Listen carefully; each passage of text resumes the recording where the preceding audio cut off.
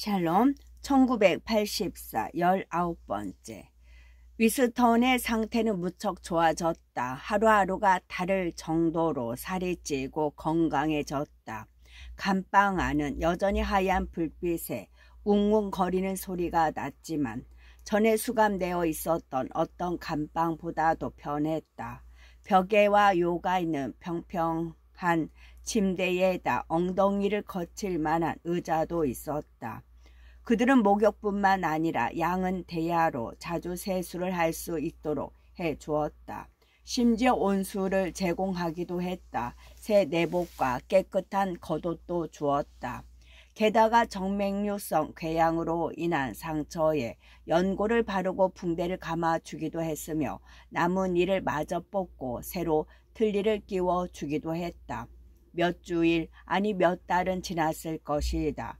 규칙적으로 식사가 제공되기 때문에 그가 조금만 관심을 기울였다면 얼마나 시간이 흘러갔는지 알 수도 있었으리라. 그가 생각하기에 하루 3번 식사를 제공받는 것 같았다. 그런데 가끔씩 낮에 식사를 하는지 밤에 하는지 알쏭달쏭했다. 음식은 놀랄 만큼 좋았다. 3번에 한 번꼴로 고기가 나왔다. 한 번은 담배 한 갑이 나오기도 했다. 성량이 없었는데 음식을 갖다 주면서도 말 한마디 건네지 않던 간수가 불을 붙여 주었다. 처음 한 모금을 빨았을 때부터 속이 메스꺼웠다. 그래도 이를 악물고 계속 빨아댔다. 담배는 식후마다 반 대씩 피웠다. 그래서 한 갑만으로도 꽤 오랫동안 피울 수 있었다. 그는 연필 토막이 달려있는 하얀 석판도 받았다. 그러나 처음에는 그것을 전혀 사용하지 않았다. 깨어있을 때마저도 완전히 무감각한 상태였기 때문이었다. 그는 식사를 끝낸 후부터 다음 식사 때까지 꼼짝도 않고 누워서 잠을 자거나 깨어있었다.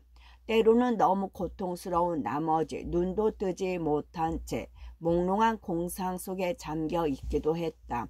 그는 이제 얼굴에 강렬한 불빛을 받으면서도 잠을 잘 수 있을 만큼 감방에 익숙해져 있었다. 불빛을 받으면 몽상이 더 일관성 있게 연결되었다. 그것 외에는 불빛을 받지 않았을 때와 비슷해 아무런 차이가 없었다.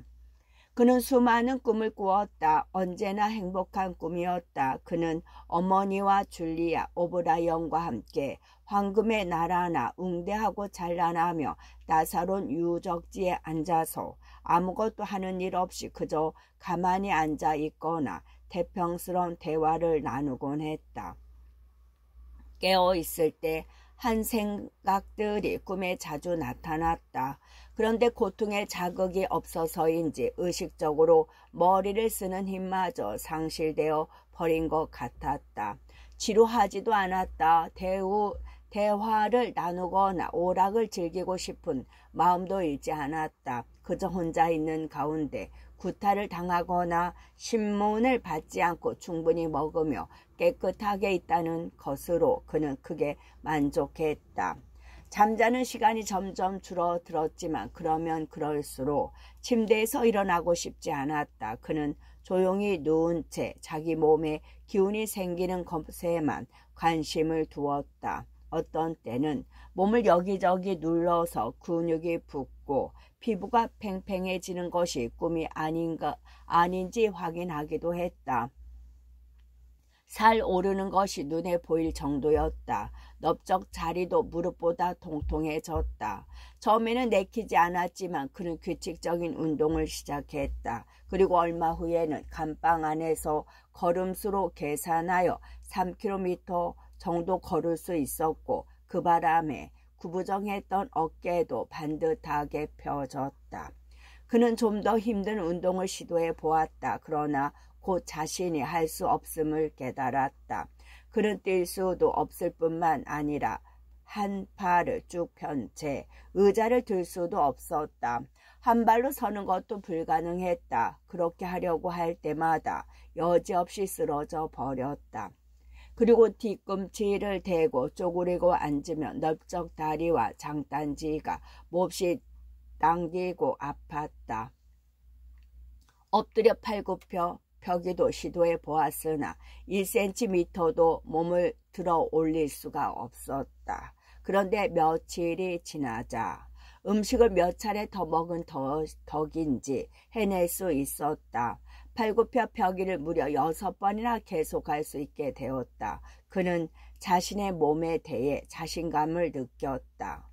얼굴도 정상으로 돌아가고 있는 것 같았다. 그는 가끔씩 손으로 벗어진 머리를 쓰다듬었다. 그럴 때마다 거울에 비쳤던 상처를 꿰맨 것 같은 일그러진 얼굴이 생각나곤 했다. 그의 마음도 점점 활기를 띠기 시작했다. 그는 널판지 침대에 앉아 벽에 등을 댄 채 석판을 무릎 위에 올려놓고 자신을 재교육하는 일에 열중했다. 그는 항복했다. 마침내 그렇게 하기로 작정했다. 사실 그런 결정을 내리기 오래전부터 그는 항복할 마음의 준비를 하고 있었다. 애정부에 들어갈 때부터, 아니 자기와 줄리아가 텔레스크린에서 나오는 금속성의 비정한 목소리를 들으며 꼼짝 못하고 서 있던 그 순간부터 당의 권력에 맞선다는 것이 경박하고 무용한 짓이라는 걸 그는 알고 있었다. 아울러 사상 경찰에 7년 전부터 확대경으로 딱정벌레를 관찰하듯 자기를 감시하고 있었다는 사실도 눈치채고 있었다. 그들은 그가 행동하거나 입 밖에 낸 말들을 모두 알고 있었고 어떤 생각을 하고 있는지도 훤히 들여다보고 있었다.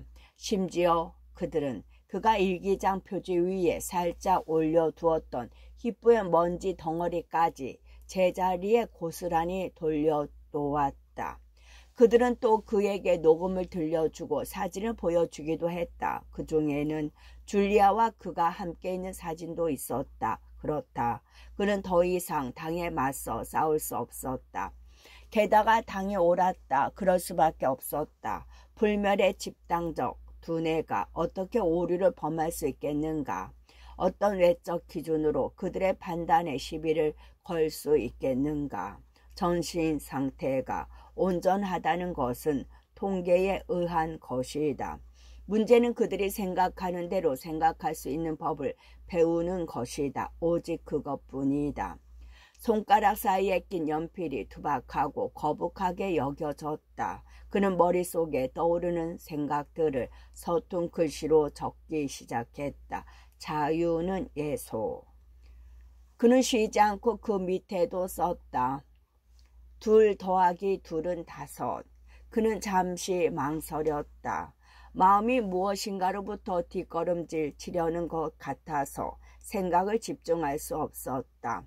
생각이 뚜렷하게 나지 않았다. 그는 의식적으로 하나하나 따져보았다. 그제야 무엇을 써야 할지 생각이 났다. 그러나 그것은 저절로 떠오른 것이 아니었다. 아무튼 그는 다음과 같이 썼다. 신은 권력.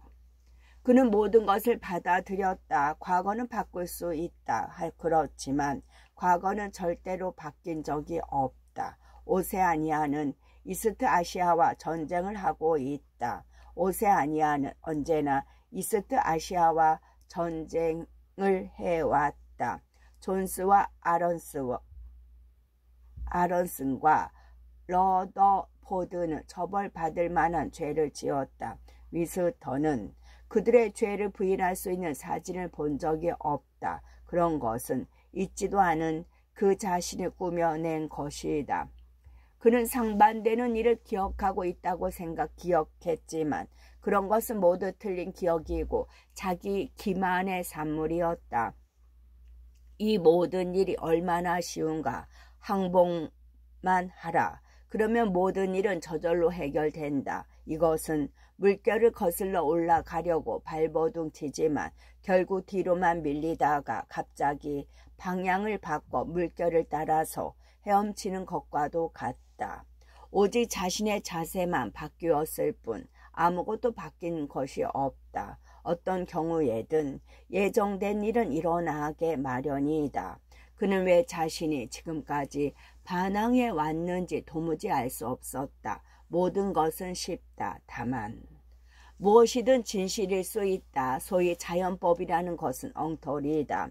인력의 법칙도 마찬가지이다. 오브라이언은 자신이 원한다면 비눗방울처럼 이 마루 위를 둥둥 떠다닐 수 있다라고 말한 바 있다. 위스턴은 그 말의 의미를 생각해냈다. 오브라이언이 마루 위를 둥둥 떠다닐 수 있다고 생각하고 윈스턴 자신도 그가 그럴 수 있다고 생각하면 그런 일은 일어나는 것이다.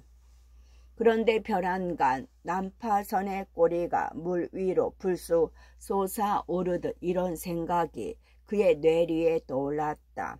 그건 실제로 일어날 수 없는 일이야. 상상일 뿐이지. 그건 한갓 환상에 지나지 않아. 그는 곧 그런 생각을 지웠다. 잘못된 생각임이 분명했다. 그것은 이 세상 밖 어딘가에 진짜 일이 일어나는 진짜 세계가 있다는 것을 전제한 데서 나온 생각이다. 어떻게 그런 세계가 존재할 수 있겠는가? 인간의 의식을 거치지 않고 어떻게 사물에 대한 지식을 얻을 수 있겠는가? 모든 일은 마음에서 생긴다. 마음 안에서 일어나는 일은 모두 진짜로 일어나는 것이다. 그는 어렵지 않게 그런 오류를 해결할 수 있었다. 게다가 더 이상 그런 문제에 빠져들 위험이 없을 것 같았다.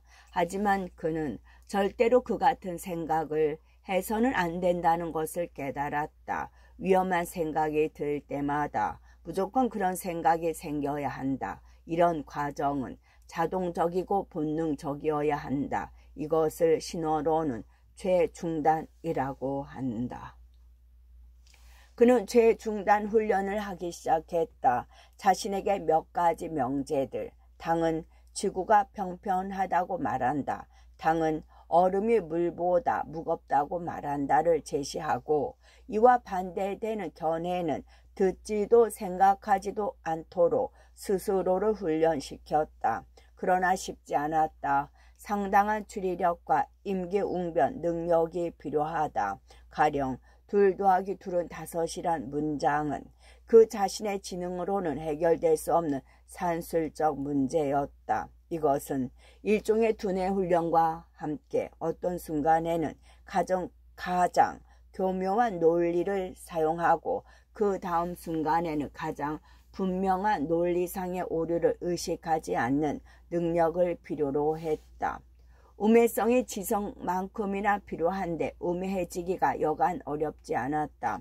그의 마음 한구석에는 그들이 언제쯤 자신을 총살할 것인지에 대한 궁금증이 자리 잡고 있었다. 모든 건 자네한테 달려있네 라고 오브라이언은 말했었다. 그러나 그는 처형의 시기를 의식적으로 앞당길 수 없다는 것을 알고 있었다.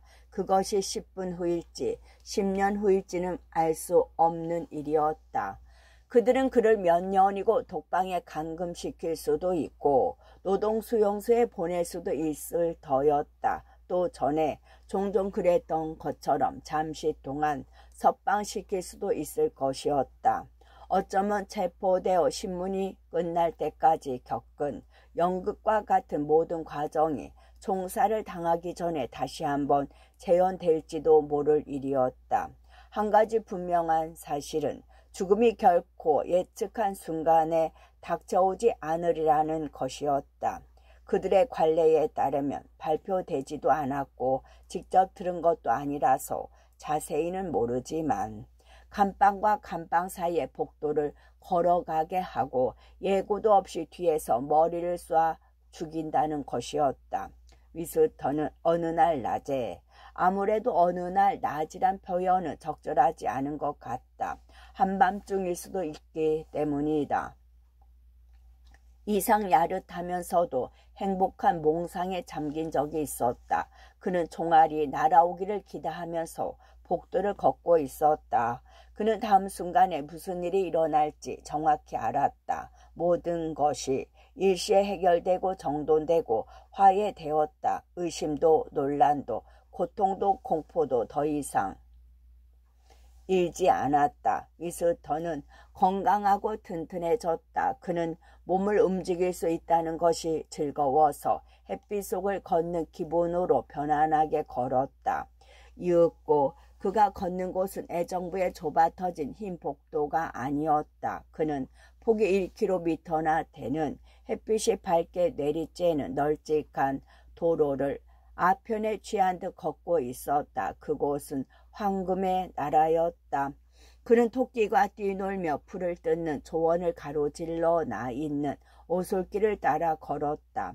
발밑에 깔려있는 짧은 잔디는 폭신폭신했고 얼굴을 어루만지는 햇살은 부드러웠다. 들판 끝에 이르자 느릅 나무들이 바람에 가볍게 흔들리고 있었다. 그리고 그 너머 버들가지가 늘어진 파란 물 속에는 황어떼가 놀고 있었다.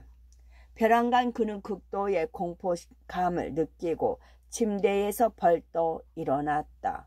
등줄기에 땀이 흘렀다. 그는 자신이 크게 외치는 소리를 들었던 것이다. 줄리아, 줄리아. 그는 한동안 그녀를 실제로 본 것 같은 환상에 빠져 있었다. 그녀는 그와 함께 있을 뿐만 아니라 그 자신의 내부에 있는 것 같았다. 마치 그녀가 그의 살갗을 뚫고 몸속으로 들어온 듯했다. 순간 그는 둘이서 자유롭게 지내던 때보다 훨씬 더 큰 그녀에 대한 사랑을 느꼈다. 그와 동시에 그녀가 어딘가에서 살아있어 자신의 도움을 기다리고 있으리라는 생각이 들었다. 미스터는 다시 침대에 누운 채 마음을 진정시키려고 애썼다. 그는 대체 무엇을 했단 말인가? 한순간의 나약함으로 이 굴종의 생활이 얼마나 더 연장될 것인가. 금방이라도 밖에서 구두발 소리가 들려올 것만 같았다. 그들이 이 같은 감정의 격발을 벌하지 않고 그냥 넘어갈 리 없었다. 당장은 눈치채지 못했을 수도 있다. 하지만 그들은 언젠가는 그가 자기들과 맺은 약속을 어긴 사실을 알게 될 것이다. 그는 당에 복종했지만 여전히 당을 미워하고 있다. 예전에는 겉으로 복종하는 척하고 속으로는 이단적인 마음을 먹었다. 그러나 이제 그는 한 걸음 물러나 마음속에서도 항복을 해버렸다. 그럼에도 내면 깊은 곳에서 침범을 당해 더럽혀지고 싶지는 않았다. 그는 자신이 잘못하고 있음을 알았다. 그러면서도 잘못하는 것을 좋아했다. 그들은 이 점을 이해하리라. 특히 오브라이언이 이해해 줄 것이다. 이 모든 것이 방금 전에 어리석은 외마디 소리에 다 자백되어 있었다. 어쩌면 그는 처음부터 다시 시작해야 할 것이다. 그런데 그렇게 하려면 몇 년이 걸릴지 알 수 없다. 그는 한 손으로 얼굴을 구석구석 만지면서 새롭게 변한 자신의 모습을 익혀보려고 했다. 양볼에 깊은 주름살이 생기고 광대뼈는 툭 튀어나왔으며 코는 낮아진 것 같았다. 그는 거울에 비친 자신의 모습을 본 후로 의치까지 해박았다. 그런데 자신의 얼굴이 어떻게 생겼는지도 모른 채 태어난 척 가장하기란 결코 쉬운 일이 아니었다. 어떤 경우든 단지 표정을 통제하는 것만으로는 충분하지 않았다. 만약 비밀을 간직하려고 한다면 자신에게도 그것을 숨겨야 한다는 사실을 그는 비로소 깨달았다. 자신에게 비밀이 있다는 것은 항상 염두에 두어야 하지만 필요할 때까지는 그것을 명확히 의식하지 않도록 해야 한다. 지금부터 그는 올바른 생각만 해야 할 뿐 아니라 올바로 느끼고 올바로 꿈꿔야 한다. 그리고 언제나 자신의 일부분이면서도 나머지 부분과는 아무런 관계가 없는 증오심을 보자기에 싸듯 감싸서 마음속 깊이 감춰둬야만 한다. 그들은 언젠가 그를 총살하기로 결정할 것이다. 그것이 언제인지 정확히 알 수는 없지만 총살되기 몇 초 전이면 직감적으로 예측할 수 있으리라. 그들은 항상 복도를 걷게 하고 등 뒤에서 총을 쏜다. 그 시간은 몇 10초면 충분하다. 10초 동안 그의 내면 세계는 뒤집힐 것이다. 한마디의 말도 움직임도 없이 얼굴에 주름살 하나 흐트러뜨리지 않고 있다가 벼랑간 가면이 벗겨지면서 쾅 하며 그의 증오심이 폭발하리라. 그 증오심은 성난 불길처럼 그를 휩쓸어 버릴 것이다. 그리고 그와 거의 동시에 탕하고 총알이 날아오리라. 그리하여 그들은 그의 머리통을 산산조각으로 부숴버리겠지만 증오심으로 불타는 그의 마음을 되돌릴 수는 없을 것이다. 이단적인 사상은 영원히 그들의 손에 미치지 않는 곳에 있어서 벌을 받지도 회개를 강요당하지도 않으리라. 결국 그들의 완벽성이 하나의 구멍이 뚫리는 셈인데 마지막까지 그들을 증오하면서 죽는 것, 이것이 바로 자유다. 위스턴은 눈을 감았다. 그러나 그렇게 하는 것은 지적인 훈련을 받는 것보다 더 어려웠다. 그것은 자신을 대화시키고 불구로 만드는 문제였다. 그는 가장 더럽고 추잡한 곳에 빠져 있었다. 세상에서 가장 끔찍하고 매스꺼운 것은 무엇인가? 그는 빅브라더를 생각했다. 커다란 얼굴, 검은 콧수염, 사람들을 따라 이리저리 움직이는 눈동자 등이 저절로 그의 뇌리에 떠올랐다. 빅브라더에 대한 그의 진정한 감정은 어떤 것일까? 커다란 얼굴, 포스터만 보았기 때문에 그는 항상 그 너비가 1m 정도일 거라고 생각했다. 복도에서 무거운 구두발 소리가 들려왔다. 이윽고 쾅 하는 소리와 함께 절문이 열렸다. 오브라이언이 감방 안으로 들어왔다. 그 뒤에는 밀랍 인형 같은 흰 얼굴의 장교와 검은 제복을 입은 간수들이 서 있었다. 일어나서 이리 와. 오브라이언이 명령했다. 위스턴은 침대에서 일어나 그의 앞에 섰다. 오브라이언은 힘센 두 손으로 위스턴의 양 어깨를 잡고 그를 자세히 쳐다보았다.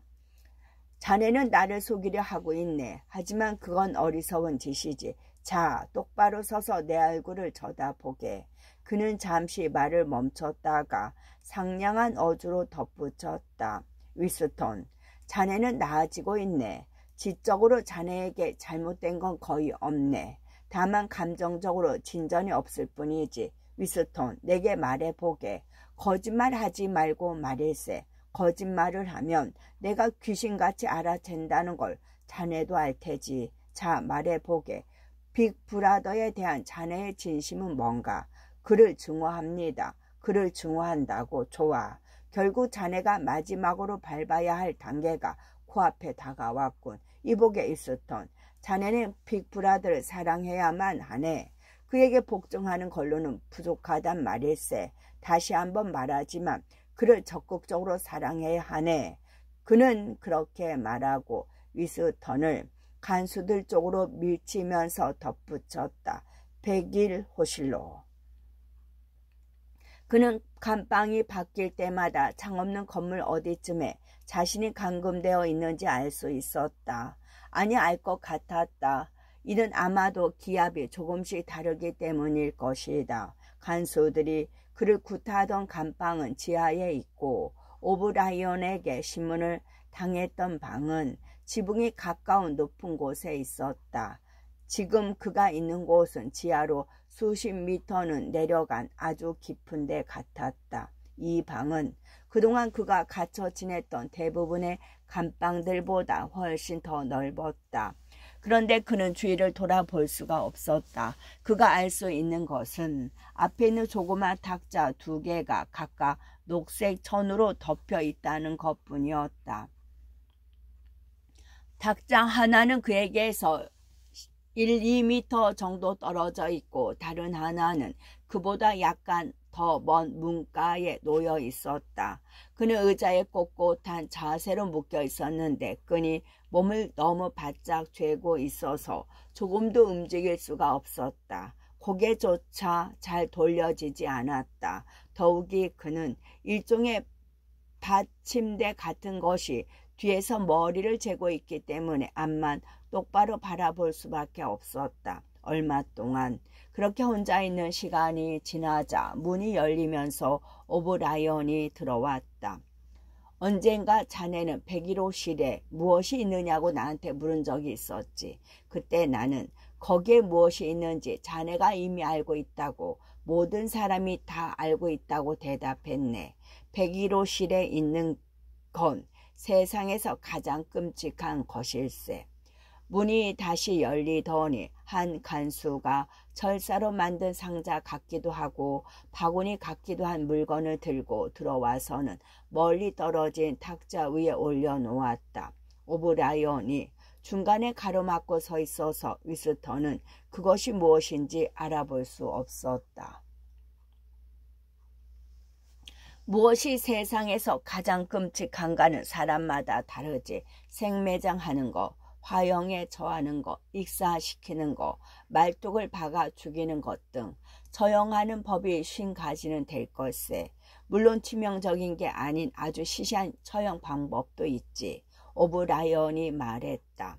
그가 몸을 한쪽으로 약간 비켜섰기 때문에 위스턴은 탁자 위에 놓인 물체를 제대로 볼 수 있었다. 그것은 들고 다닐 수 있게 꼭대기에 손잡이가 달린 정방형의 철사로 만든 상자였다. 그 앞에는 펜신용 마스크처럼 생긴 것이 붙어 있었고 옆면은 불록하게 튀어나와 있었다. 그것은 3-4m 떨어진 곳에 있었지만 위스턴은 상자가 두 부분으로 분리되어 있고 그 속에 동물들이 들어있다는 것을 알았다. 자네의 경우에는 세상에서 가장 끔찍한 게 쥐일 걸세. 오브라이언이 말했다. 위스턴은 상자를 처음 본 순간 자신도 알 수 없는 일종의 전율과 공포를 느꼈었다. 그는 터에 주의 깊게 바라보았다.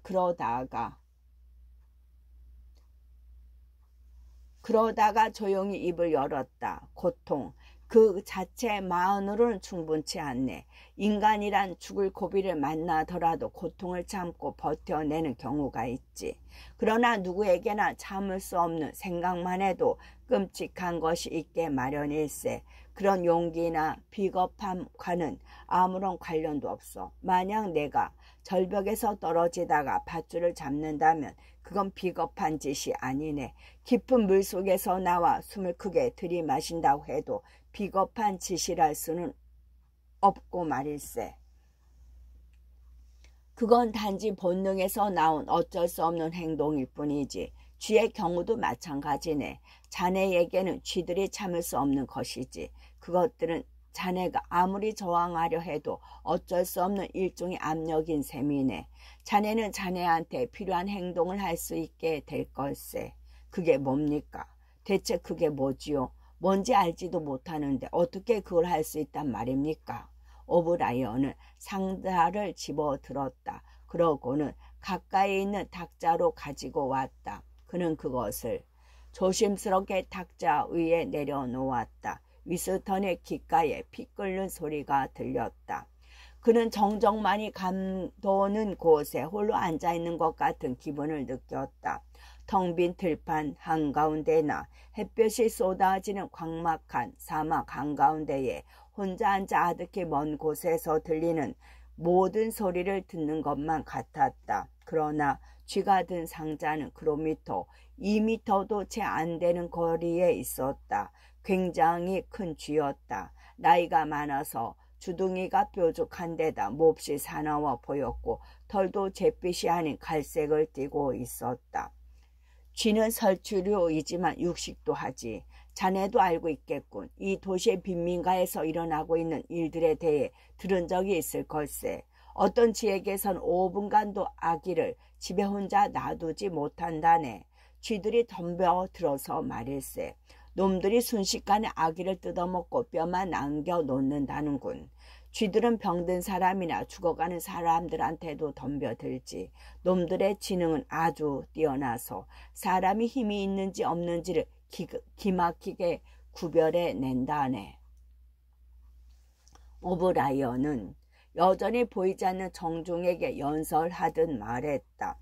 상자 안에서 찍찍거리는 소리가 났다. 위스턴에게는 그 소리가 아주 멀리서 들리는 것 같았다. 쥐들이 칸막이를 사이에 두고 서로 잡아먹을 듯 싸우고 있었다. 위스턴은 절망의 한숨을 내쉬었다. 그 한숨 소리조차 자기가 아닌 다른 사람으로부터 들려오는 것 같았다. 오브라이언이 상자를 집어들었다. 그러고는 무언가를 그 안으로 밀어 넣었다. 찰칵하는 날카로운 소리가 들렸다. 위스턴은 의자에서 일어나려고 미친 듯이 몸부림쳤다. 하지만 소용없었다. 몸 전체가 심지어 머리까지 꼼짝할 수 없도록 묶여 있었다. 오브라이언이 상자를 더욱 가까이 가져왔다. 상자는 위스턴의 얼굴에서 1미터도 안 되는 거리에 있었다. 오브라이언이 말했다. 첫 번째 빗장을 풀었네. 자네는 이 상자의 구조를 알아둬야 하네. 이 마스크는 자네 얼굴에 딱 맞으니까 빨리 빠져나갈 구멍이 없을 걸세. 다른 빗장을 풀면 상자의 문이 완전히 열리네. 그러면 이 안에 굶주린 짐승들이 밖으로 총알처럼 튀어나올 걸세. 자네는 쥐가 공중으로 튀어오르는 걸 본 적 있나? 쥐들은 자네 얼굴로 튀어올라 살점을 마구 파먹을 걸세. 어떤 놈은 눈부터 파먹겠지. 또 어떤 놈은 뺨을 뚫고 들어가서 혓바닥을 씹어 먹기도 하고 말일세. 상자는 더욱 가까워졌다. 문은 아직 닫혀 있었다. 위스턴은 머리 위에 허공에서 나는 찍찍거리는 소리를 들었다. 그는 두려움을 떨쳐버리려고 자기 자신과 맹렬히 싸웠다. 생각하자. 단 1초 동안이라도 생각하자. 생각하는 것만이 유일한 희망이었다.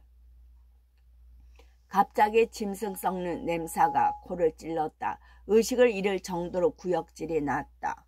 눈앞이 캄캄했다. 그는 얼마 동안 정신을 잃은 채 짐승처럼 비명을 질러댔다. 그러고는 어둠 속에 갇혀 줄곧 한 가지 생각에 매달렸다. 그가 스스로를 구하는 길은 한 가지, 단 한 가지밖에 없었다. 그와 쥐 사이에 다른 사람의 몸뚱이를 갖다 놓아야 한다. 마스크가 너무 커서 다른 것은 아무것도 볼 수 없었다. 눈앞이 답답했다. 철사로 된 상자문이 그의 얼굴에서 2뼘 정도밖에 떨어져 있지 않았다. 쥐들은 이제부터 무슨 일이 벌어질지 훤히 알고 있는 것 같았다. 한 놈이 위아래로 펄쩍펄쩍 뛰는 가운데 늙은 놈이 분홍빛 앞발을 절망에 걸친 채 일어서서는 코를 공중으로 쳐들고 끙끙거렸다. 녀석은 시궁창에 사는 쥐들의 할아버지 뻘쯤 되는지 몸에 물때가 잔뜩 끼어 있었다.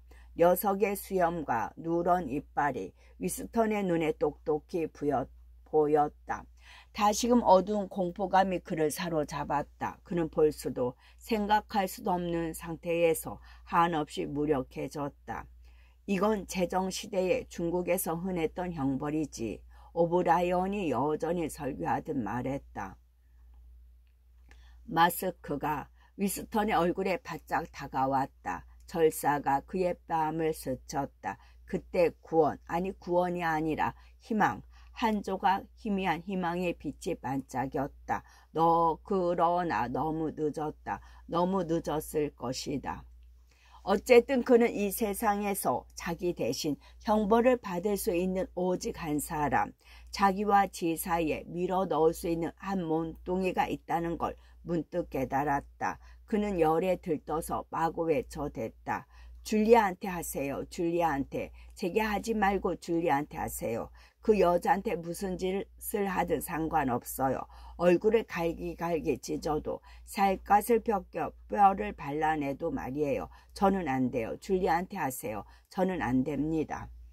그는 뒤로 한없이 깊은 심연으로 빠져들어갔다. 물론 그는 여전히 의자에 묶여 있었지만 마룻바닥을 뚫고 건물의 벽을 뚫고 땅바닥을 뚫고 바다를 뚫고 대기를 뚫고 우주 속으로 별 사이의 심연으로 한없이 쥐들로부터 멀어져 가고 있었다. 그는 몇 광년이나 멀리 떨어져 있었으나 오브라이언은 여전히 그의 곁에 서 있었다. 그의 뺨에는 아직도 철사의 차가운 느낌이 남아 있었다. 이윽고 그를 에워싼 어둠 속에서 다시금 철컥하는 금속성이 들렸다. 그는 그것이 상자 문이 열리는 것이 아니라 닫히는 소리임을 깨달았다. 체스너트리 카페는 거의 비어 있었다. 창문으로 들어오는 노란 햇살이 뽀얗게 먼지가 앉은 탁자 위를 비추는 한적한 시간. 시계는 15시를 가리키고 있었다. 텔레스크린에서 양철통을 두드리는 듯한 음악이 나지막이 흘러나왔다. 위스턴은 빈잔을 바라보며 늘 앉은 구석에 앉아 있었다. 가끔씩 그는 맞은편 벽에서 자기를 노려보는 커다란 얼굴을 힐끗 올려다보곤 했다. 그 밑에는 빅브라더가 당신을 지켜보고 있다라는 글이 적혀 있었다. 시키지도 않았는데 웨이터가 와서 그의 잔에 승리주를 따르고 코르크 마개에 빨대가 꽂혀있는 다른 병을 흔들어 그 안에 액체를 몇 방울 떨어뜨렸다. 그것은 이 카페의 특제품인 정향으로 맛을 살린 사카린이었다. 위스턴은 텔레스크린에 귀를 기울였다. 지금은 단지 음악만 흘러나오고 있지만 곧 평화부에서 특별 공지 사항을 발표할 가능성이 있었다.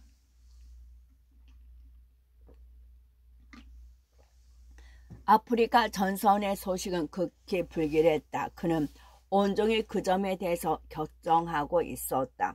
유라시아 군대가 무서운 속도로 남쪽을 향해 진군 중이었다. 오세아니아는 유라시아와 전쟁 중이다. 오세아니아는 항상 유라시아와 전쟁을 해왔다. 정오의 보도에서는 어떤 지역이라고 명확히 밝혀지지 않았지만 이미 콩고 입구에서 전쟁이 벌어지고 있을 것 같았다. 만약 그렇다면 브라지빌과 레오폴드빌이 위험하다. 이것이 무엇을 의미하는지 알아보기 위해 지도를 펴볼 필요까지는 없다. 이는 단지 중앙아프리카를 잃는다는 문제만이 아니라 전쟁이 일어난 후 처음으로 오세아니아의 영토 자체가 위협받고 있다는 것을 의미한다. 공포라기보다 일종의 유례없는 흥분이라고 할 수 있는 격렬한 감정이 그의 마음속에서 활활 타올랐다가는 이내 사그라졌다. 그는 전쟁에 대한 생각을 접었다. 요즘 들어 그는 한 가지 문제에 대해 몇 분 이상 생각을 집중할 수가 없었다. 그는 잔을 들자마자 단숨에 마셔버렸다. 여느 때처럼 몸이 떨리고 속이 메스꺼렸다. 술은 꽤 독했다. 정향을 넣은 사카린에서 구역질이 날 정도로 역한 기름 냄새가 풍겼다. 그러나 무엇보다 역겨운 것은 밤낮으로 그에게 달라붙어있는 진 냄새였다. 그것은 그의 뱃속에서 뭐라고 표현할 수 없는 것들과 뒤섞여 있었다. 그는 그것의 정체를 알아보지 않았다. 아예 생각해 보려고도 하지 않았다. 그것은 그가 어렴풋이 알고 있는 것으로 얼굴 근처에서 맴돌며 살그머니 코를 자극하는 냄새였다. 뱃속에 진이 부풀어 오르면서 그의 자줏빛 입술 사이로 트림이 새어 나왔다. 그는 석방된 후로 점점 살이 쪘고 혈색도 옛날처럼 좋아졌다. 눈에 띄게 달라진 모습이었다. 얼굴도 통통해졌고 콧잔등과 뼈의 거친 피부와 벗어진 대머리도 분홍빛을 띠었다. 웨이터가 또 시키지도 않았는데 체스 보도와 체스 문제가 실린 타임스 제신호를 갖다 주었다. 그리고 이스턴의 잔이 비어있는 것을 보고는 진이 든 병을 가져와서 따랐다. 굳이 주문할 필요가 없었다. 그들은 위스턴의 습성을 잘 알기 때문에 그렇게 하는 것이었다. 그들은 언제나 체스보드를 사용할 수 있도록 해주었을 뿐만 아니라 항상 구석에 탁자를 마련해 놓았다. 사람들이 많을 때도 그는 혼자 그 자리를 차지할 수 있었다. 그와 가까이 앉아있는 모습을 보이면 해가 될까봐 아무도 접근하지 않았기 때문이었다. 그는 술을 몇 잔이나 마셨는지 셈할 필요도 없었다. 그들은 때때로 계산서라는 더러운 종이 조각을 갖다 주었는데 그에게만 술을 싸게 파는 것 같았다. 하기는 비싸게 판다고 해도 상관은 없었다. 그는 꽤 많은 돈을 가지고 있었다. 그에게는 한직이기는 하지만 직업이 있고 보수도 옛날보다 훨씬 많이 받았다. 텔레스크린에서 음악 대신 목소리가 흘러나왔다. 위스턴은 고개를 들어 귀를 기울였다. 전선에서 날아온 소식이 아니었다. 풍요부에서 보내는 짤막한 공고였다. 지난 4분기 동안에 제10차 3개년 계획이 구두끈 생산이 할당량보다 98%나 초과 달성되었다는 내용이었다. 그는 체스 문제를 들여다보면서 말을 옮겨 놓았다. 그것은 2개의 나이트를 사용하는 까다로운 문제였다. 팩을 2번 움직여 외통 장군을 부를 것.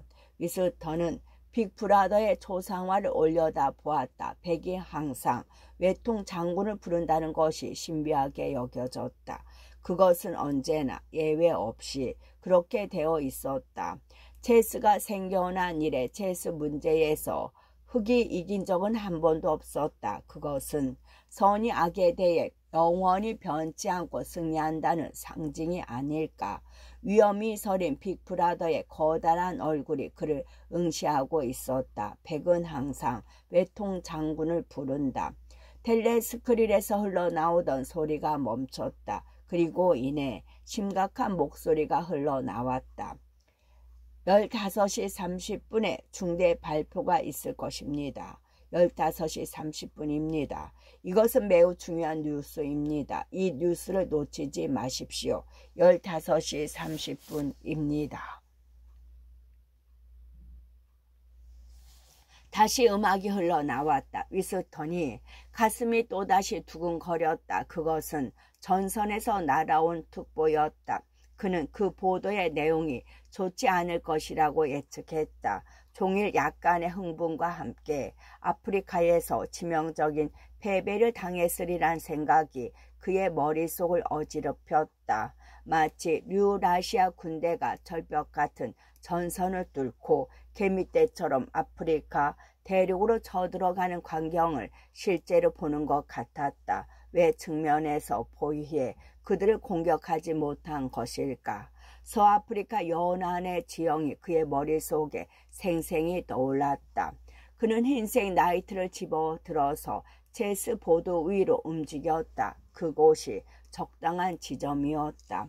그는 시커멓게 남쪽으로 진격하는 대군을 상상하는 한편 또 다른 병력이 신기하게 집결해 적의 후방에 불쑥 나타나서는 육로와 해로의 통신망을 끊는 장면을 떠올렸다. 그는 그렇게 되기를 바람으로써 적의 배후에 나타날 병력이 실제로 존재하는 듯한 기분을 느꼈다. 그러나 재빠른 행동이 필요했다. 만약 적들이 아프리카 전역을 장악하고 케이프타운의 비행장과 해군 기지를 점령한다면 오세아니아는 두 동강이 날 터였다. 그것은 곧 패배, 붕괴, 세계의 재분할, 당의 파괴를 의미할 것이다. 그는 숨을 깊이 들이쉬었다. 이상할 정도로 착잡한 기분이 들었다. 아니 정확히 말해 착잡하다기보다 감정이 여러 층으로 차곡차곡 쌓여 있어 어느 층이 가장 억눌려 있는지 분간할 수 없는 그런 기분이 그의 내부에서 소용돌이 쳤다. 한 차례 경련이 일었다. 그는 흰색 나이트를 제자리에 갖다 놓았지만 한동안 체스 문제에 집중할 수가 없었다. 다시금 그의 생각이 산만해졌다. 그는 거의 무의식적으로 먼지가 쌓인 탁자 위에 손가락으로 이렇게 썼다. 2 더하기 2는 5. 그들이 당신의 속마음까지 지배할 수는 없어요 라고 그녀는 말했다. 그러나 그들은 그의 속마음까지 파고들었다. 여기에서 자네에게 일어난 일이 앞으로 영원히 계속될 것세 라고 오브라이언은 말했다. 그 말이 옳았다. 위스턴 스스로 돌이킬 수 없는 행위들이 있었다. 그리고 그동안 그의 가슴 속에서 뭔가가 죽었고 불타버렸으며 마비되어 버렸다. 그냥 그녀를 만나 대화까지 나누었다. 하지만 아무런 위험이 없었다. 그는 본능적으로 그들이 자기 행위에 대해 현재로서는 관심을 두지 않는다는 것을 알고 있었다. 둘 중 한 사람이라도 원했다면 그는 그녀와 다시 만나기로 약속했을 터였다. 사실상 그들이 만난 것은 우연이었다. 3월 어느 쌀쌀한 날 공원에서였다. 땅은 쇳덩이처럼 딱딱하게 얼어 있었고 잔디는 모두 말라 죽어 있었으며 바람에 한들거리는 크로커스 꽃 몇 송이 외에는 나무의 싹도 돋아나 있지 않았다. 손까지 꽁꽁 언 그는 추위 때문에 눈물을 흘리며 급하게 길을 걷다가 10m도 안 떨어진 곳에서 다가오는 그녀를 보았다. 그녀는 추하게 변해 있었다. 그는 그 모습에 충격을 받았다. 둘은 서로 아는 척도 하지 않고 지나쳐 갔다. 잠시 후 그는 별로 내키지 않았지만 발길을 돌렸다. 그러고는 그녀의 뒤를 따라갔다. 그는 아무런 위험도 없고 그 누구도 자기들에게 관심을 갖고 있지 않다는 것을 알고 있었다. 그녀는 아무 말도 하지 않았다. 처음에는 그를 피하려는 듯 서둘러 풀밭을 가로질러 걸어갔으나 이내 생각을 바꾸었는지 그가 바짝 따라 붙어도 가만히 있었다. 이윽고 그들은 바람을 막을 수도 몸을 감출 수도 없는 잎사귀 하나 없이 초라한 덤불숲 속에 함께 있게 되었다. 몹시 추웠다. 바람이 듬성듬성 꽃이 피어 지저분해 보이는 크로커스 가지를 흔들고 있었다. 그는 팔을 벌려 그네의 허리를 끌어안았다. 텔레스크린은 없었지만 마이크로폰이 숨겨져 있을 것이 분명했다. 더욱이 그들은 사방이 훤히 트여 남들이 볼 수 있는 곳에 있었다. 그래도 상관없었다. 아무것도 두렵지 않았다. 그들은 하고 싶다면. 그런데 그 생각을 하는 순간 그의 몸에 공포로 얼어붙는 것 같았다. 그녀는 아무런 반응도 보이지 않았다. 그는 그제 그녀의 마음이 변했음을 눈치챘다. 그녀의 얼굴은 누렇게 떠 있었고 이마에는 관자놀이를 가로질러 기다란 흉터까지 나 있었다. 변한 것은 그뿐만이 아니었다. 허리도 굵은 데다 놀랄 만큼 뻣뻣했다. 언젠가 그는 높게 폭탄이 떨어져 무너진 집 더미에서 시체를 끌어낸 적이 있었는데 그때 그것이 어찌나 무서웠던지 하마터면 기절할 뻔했다. 그 시체는 무겁기도 했지만 얼마나 뻣뻣한지 살덩어리라기보다 돌덩어리처럼 느껴졌다. 그는 그녀에게서도 그런 느낌을 받았다. 문득 그녀의 피부도 정과는 딴판일 것이라는 생각이 들었다. 그들이 문을 지나 되돌아올 때야 그녀는 비로소 그를 똑바로 쳐다보았다. 잠시 바라보는 것이었지만 그 눈동자에는 경멸과 혐오가 가득 담겨 있었다. 그는 그 경멸과 혐오감이 순전히 과거의 일 때문에 생긴 것인지 아니면 누렇게 뜬 얼굴과 바람을 맞아 흘러내리는 눈물로 인해 그녀가 그런 감정을 지닌 것처럼 보이는 것인지 알 수 없었다. 어쨌든 그들은 약간의 거리를 유지한 채 두 개의 철제 의자에 나란히 앉았다. 그가 느끼기에 그녀는 금방이라도 입을 열 것 같았다. 그녀가 몽뚱한 구두를 몇 센티미터 움직이더니 나뭇가지 하나를 밟으며 으스러뜨렸다. 전보다 발이 더 널쩍해진 것 같았다. 저는 당신을 배반했어요. 그녀가 또렷한 목소리로 말했다. 나도 당신을 배반했어. 그가 말했다. 그녀는 다시 혐오의 눈빛으로 그를 흘낏 쳐다보았다. 그리고 다시 입을 열었다. 그들은 자주 당신을 위협했을 거예요. 참을 수 없고 생각만으로도 끔찍한 어떤 것으로요. 그리고 당신은 저에게 이러지 마세요. 다른 사람한테 하세요. 이러이러한 사람에게 하십시오. 라고 말했겠죠. 그러고는 나중에 그건 일종의 속임수였고 고문을 멈추게 하느라고 그랬을 뿐이라고 둘러댈 생각을 했을 거예요. 하지만 그건 뻔한 거짓말 아닌가요? 물론 그런 일이 닥치면 누구라도 그렇게 할 수밖에 없겠죠. 목숨을 구하려면 다른 방법이 없으니까요. 정말 어쩔 수 없어서 그렇게 하는 걸 거예요. 고통이 다른 사람에게 옮겨지길 바라는 거죠. 그래요. 그런 일이 닥치면 다른 사람이 괴로워하는 건 개의치 않고 오직 자신만 생각하게 마련이죠. 그래, 오직 자신만 생각하게 마련이지. 그가 그대로 따라 말했다. 그리고 그 이후로는 그 사람에 대한 감정이 전과 같지 않게 돼요. 그래, 전과 같지 않게 돼. 더 이상 할 이야기가 없는 것 같았다. 바람이 얇은 제복을 뚫고 몸 안으로 파고들었다. 그는 묵묵히 앉아있는 것이 갑자기 거북하게 느껴졌다. 게다가 너무 추워서 가만히 있을 수가 없었다. 그녀는 지하철을 타야겠다며 몇 마디 짓거리더니 가겠다고 일어섰다. 우리는 다시 만나야 해. 그가 말했다. 네, 그래야겠죠.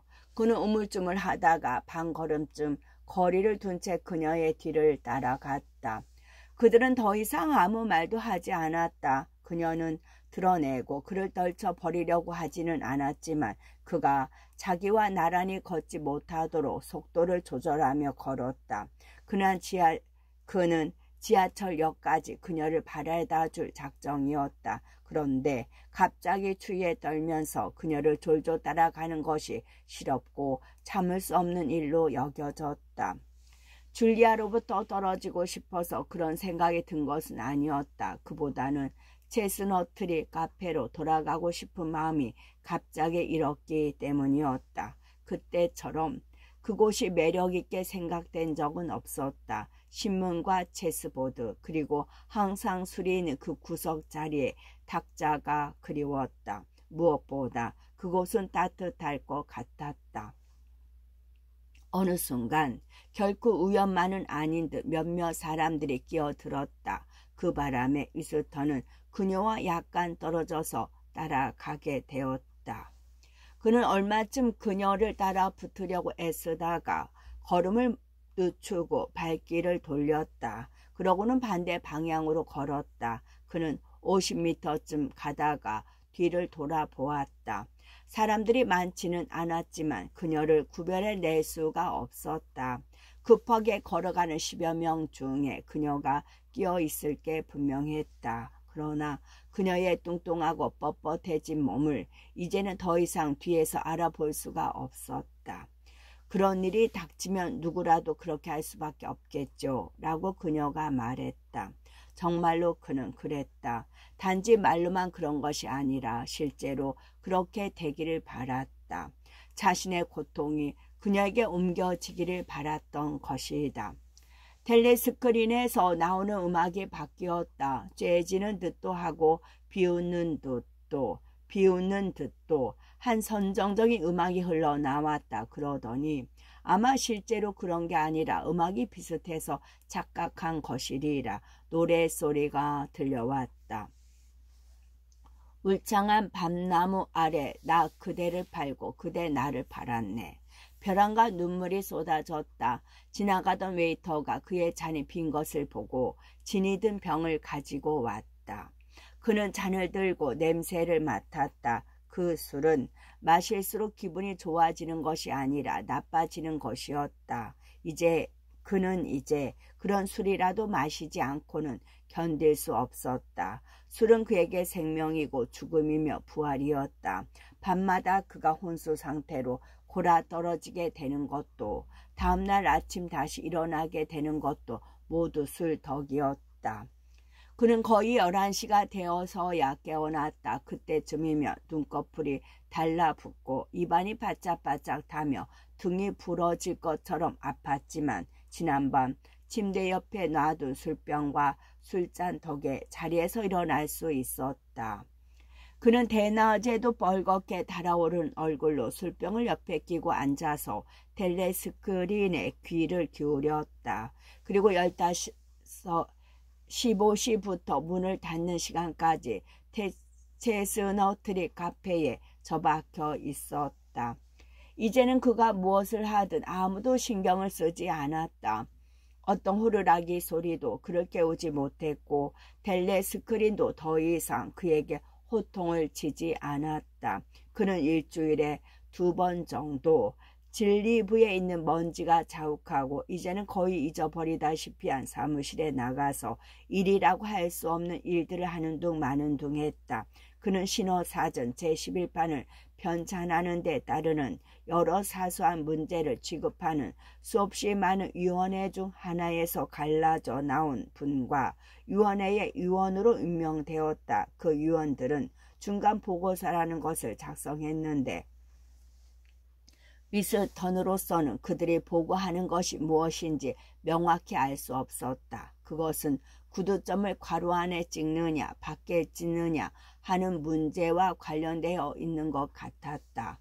분과위원회에는 그와 비슷한 처지에 있는 4명의 다른 사람들이 있었다. 그들은 모이기는 했으나 실제로 할 일이 없다는 것을 솔직히 인정하고 곧바로 헤어지는 날이 많았다.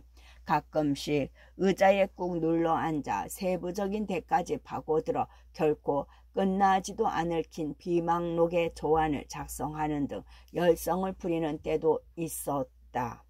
그런데 그런 때에는 이상하게도 토의 자체가 복잡하고 난해해져서 결정사항을 놓고 다투는가 하면 서로 엇갈린 주장을 펴다가 상부에 보고하겠다는 식의 으름장까지 놓곤 했다.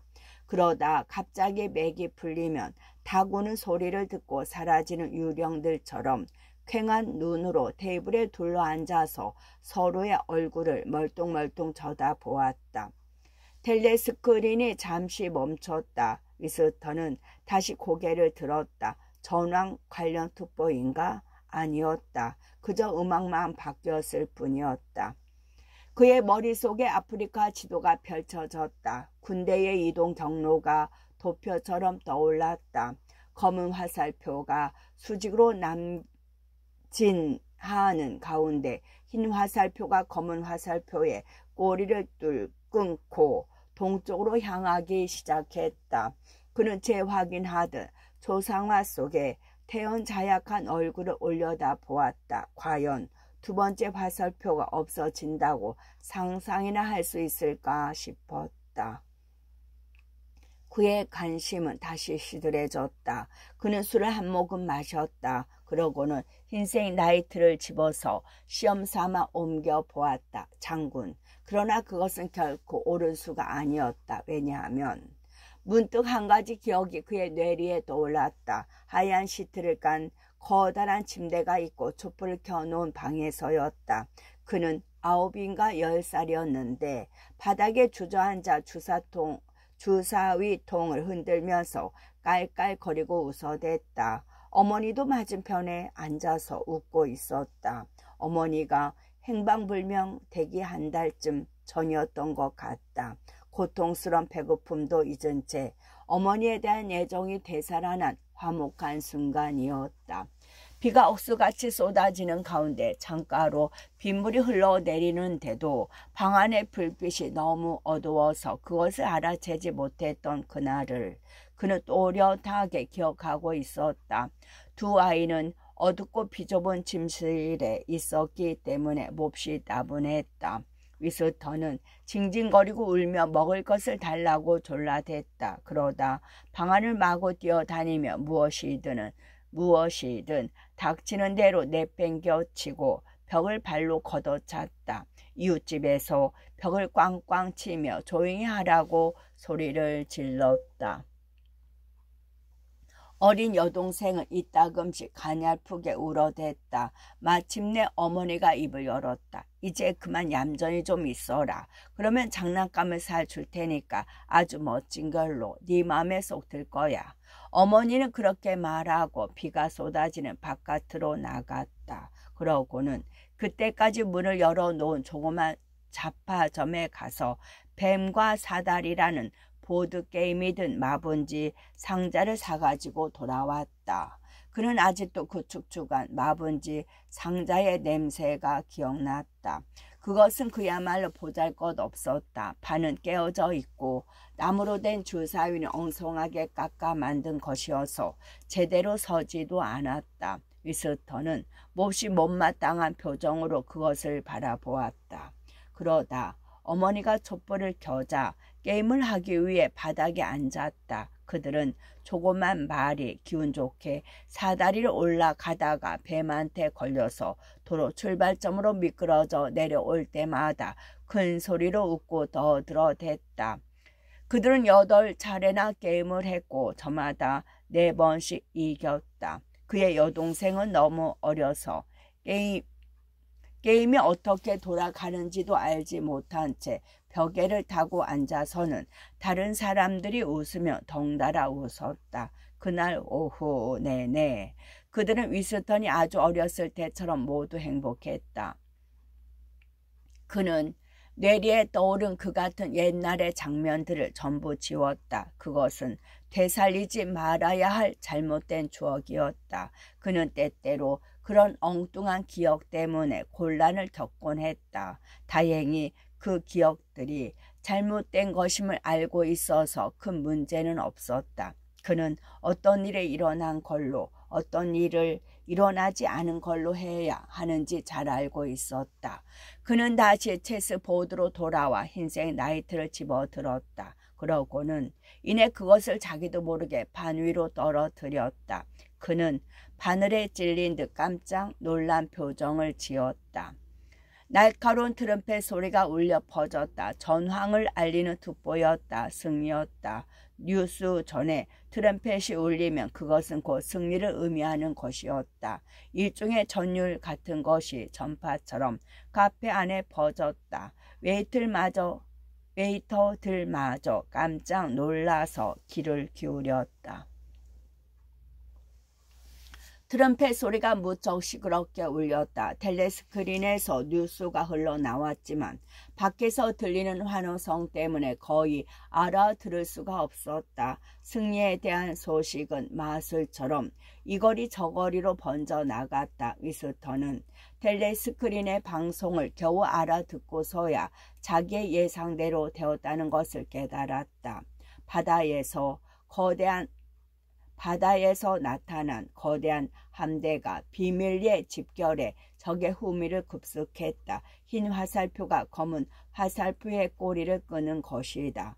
승리했다는 말소리가 왁작지껄한 소음을 뚫고 단편적으로 들려왔다.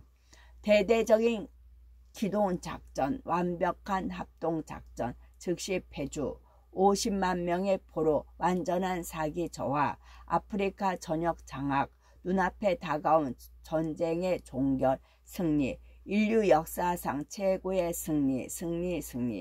테이블 밑에 있는 위스턴의 다리가 부들부들 떨렸다. 그는 자리에서 움직이지 못했지만 마음속으로는 펄펄 뛰면서 바깥의 군중과 한패가 되어 귀가 멍멍하도록 환성을 지르고 있었다.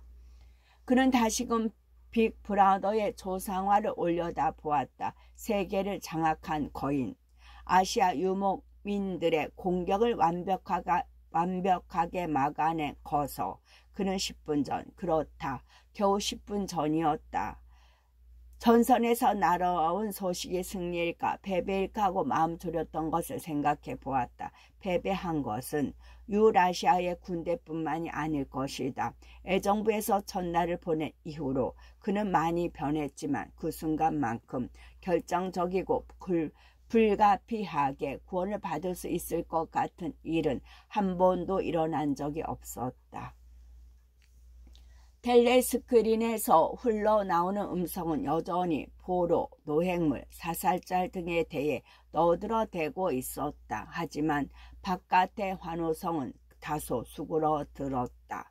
웨이터들도 다시 분주하게 일하기 시작했다. 그중 한 웨이터가 진이 든 병을 가지고 그에게 다가왔다. 위스터는 잔의 술이 채워지는 것도 모른 채 행복한 몽상에 잠겨 있었다. 그는 더 이상 펄쩍펄쩍 뛰지도 환성을 지르지도 않았다. 그의 영혼은 흰눈처럼 깨끗해졌다.